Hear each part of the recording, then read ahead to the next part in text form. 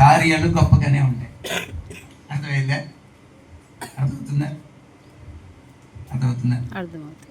మీరు ఏసైని ప్రేమించండి, ఏసై పిచ్చిలో పడండి, ఏసై లవ్లో పడండి, ఏసైని అమితంగా ప్రేమించండి. కష్టాల్లో ఉన్నావా ఇంకా ఎక్కువ ప్రేమించు.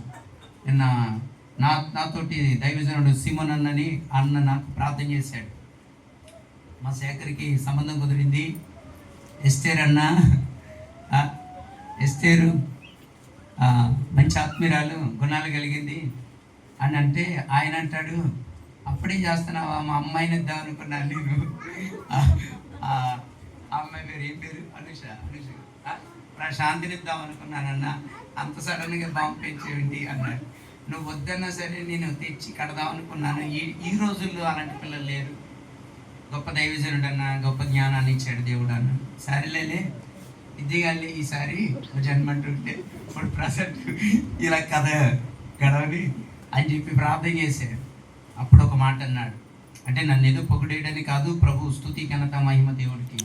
నువ్వు ఒక ఆరాధికుడు అన్నా, దేవుని పిచ్చోడివి, దేవుని ప్రేమించేవాడివి. నేను చూశాను కదా, నీకు తినడానికి తిండిలకి ఏమీ లేనప్పుడు కూడా నువ్వు ఆరాధించేవాడివి, ప్రేమించేవాడివి. నేను గమనించగలను. ఎప్పుడు అనుకుంటా పాస్టర్ గారు, నువ్వు ప్రేమించేవి కనుక నువ్వు అన్ని విషయాల్లో మేలు చేసుకుంటూ వస్తున్నావు.